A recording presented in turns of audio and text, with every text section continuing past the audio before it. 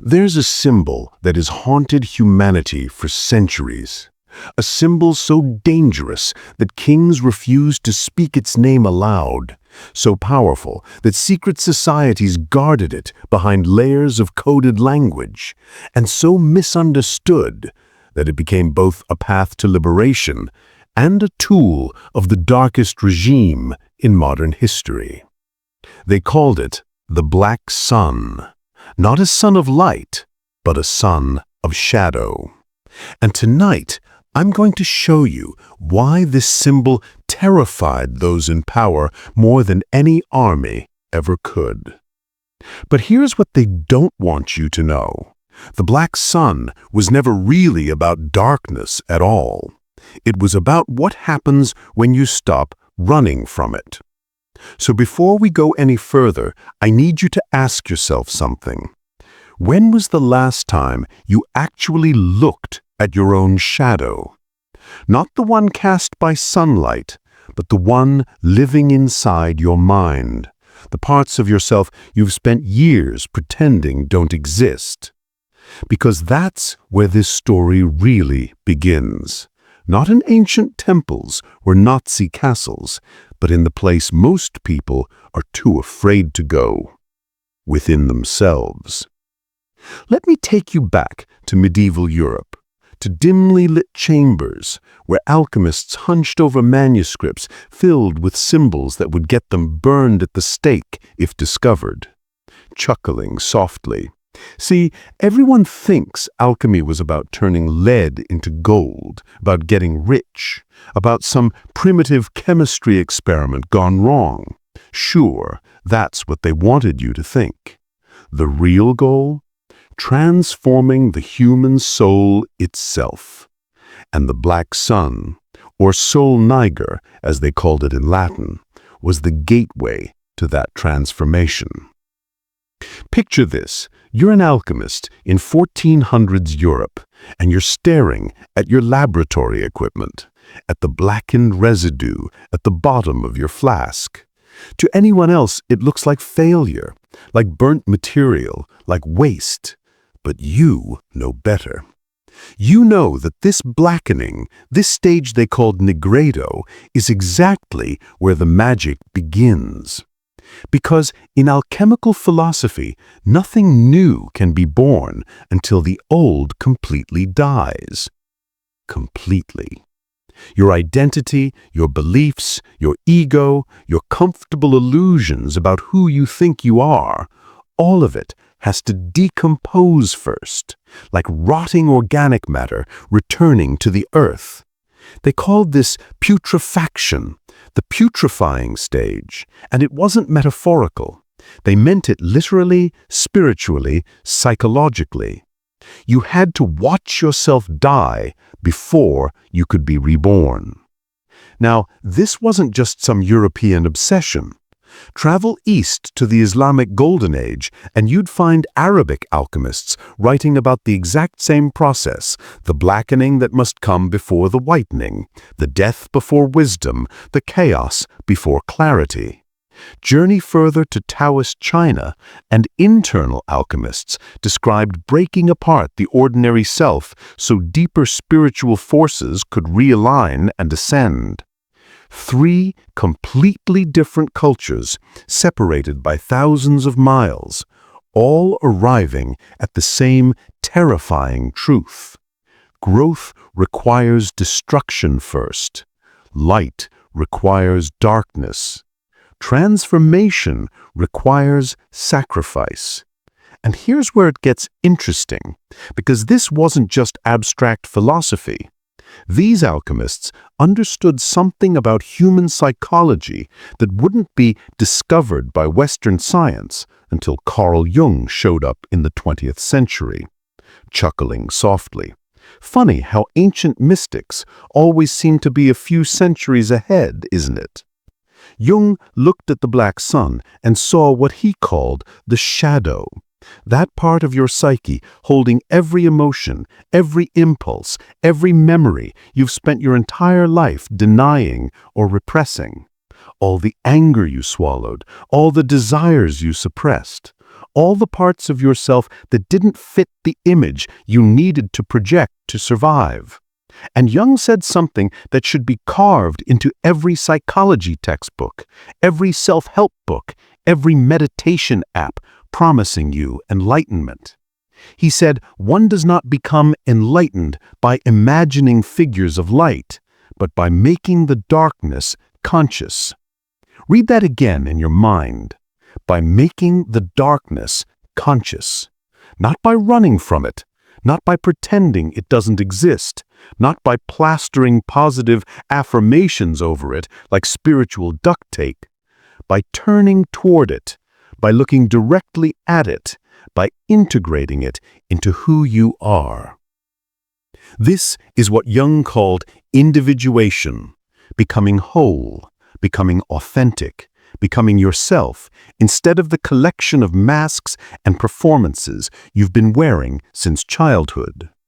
But here's the part nobody wants to hear. This process feels like death. It feels like everything you thought you knew is collapsing. Because it is. That's the point. Life itself forces this encounter on us whether we want it or not. The death of someone you love, a relationship that shatters, losing your job, losing your health, losing your faith, losing your sense of purpose. These moments strip away the meaning structures that held your life together. People describe these periods as wandering through a psychological night, disoriented, empty, lost. But this is the black sun moment. This is Nigredo. And according to both the ancient alchemists and modern depth psychology, this is exactly where transformation becomes possible. Chuckling softly, the 13th century Sufi poet Rumi wrote, "The wound is the place where the light enters you." The alchemists would have nodded in complete agreement. Speaking slowly in emphasis, the black sun was never just a symbol of death. It was a paradoxical light, a sun that illuminated by confronting darkness instead of fleeing from it. Now, pause for a second and think about your own life. Incoming dress. How many times have you been in that dark place? How many times have you felt like everything was falling apart? And looking back now, weren't those the moments that changed you most? Weren't those the times when you discovered parts of yourself you never knew existed? That's the black sun working. That's the alchemical transformation happening in real time, in your actual life, not in some medieval laboratory. But here's where the story takes a darker turn, a much darker turn. Because in the 1930s, in the heart of Nazi Germany, someone decided to take this ancient symbol of inner transformation and twist it into something else entirely. Something that had nothing to do with liberation and everything to do with control. Wewelsburg Castle, built in 1603, sitting in the hills of Westphalia, Germany. For centuries, just another medieval fortress. Then Heinrich Himmler showed up, head of the SS, architect of the Holocaust, and a man absolutely obsessed with occult symbolism and mystical power. Himmler didn't want Wewelsburg to be a military headquarters. He wanted it to be the spiritual center of the Third Reich, a place where politics, mythology, and ritual would fuse into a new religion, a religion of blood, race, and absolute power. Architects redesigned the North Tower with two key chambers, the Hall of the Generals above and a crypt below. And on the floor of that upper hall, whispers, there it was, a mosaic of dark green marble forming a 12-spoked wheel around a central disk, the symbol that would later be called the Black Sun. 12 spokes. Not a random choice. 12 carried weight everywhere. 12 gods in Germanic mythology, 12 apostles, 12 knights of the Round Table. Himmler reimagined it for the SS.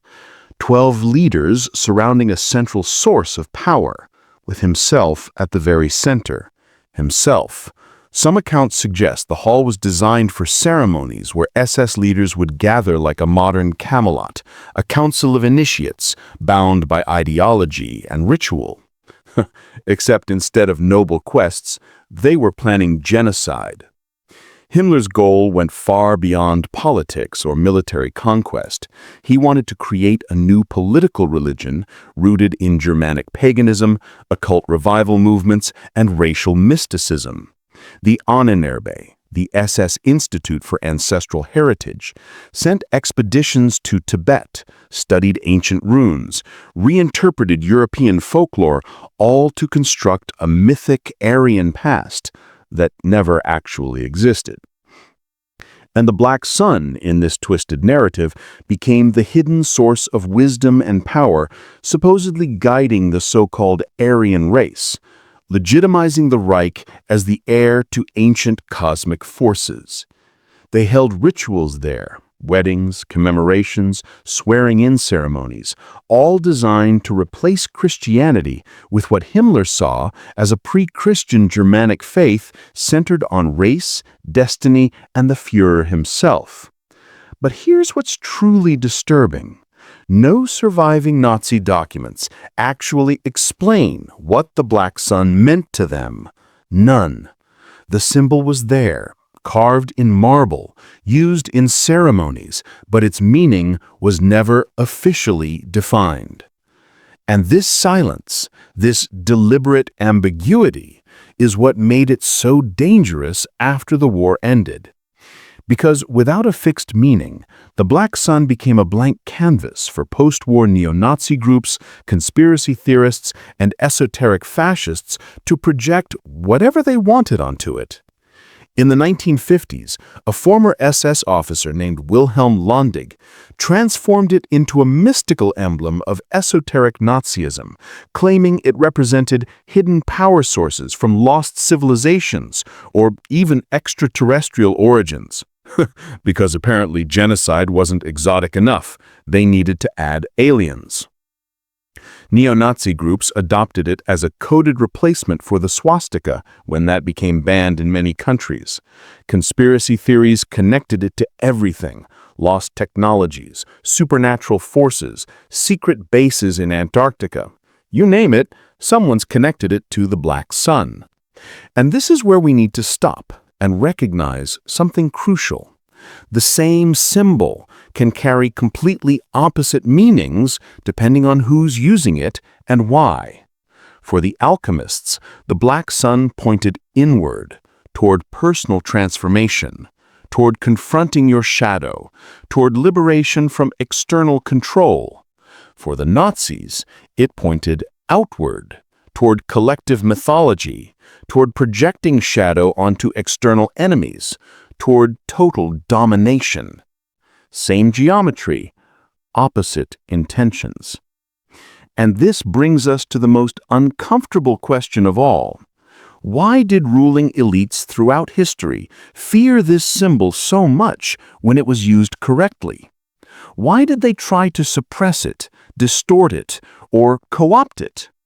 Because when people actually follow the path the Black Sun originally represented, they become impossible to control. Let me explain. Every political or religious system throughout history has needed three pillars to maintain obedience: narrative, ritual, and accounting. Narrative gives you the official story of why power exists and why you should submit to it. Ritual imprints that story onto your body through ceremonies and shared emotions until it becomes automatic. And accounting ties it all to material life with taxes, debts, punishments, indulgences, a whole economy of rewards and fears.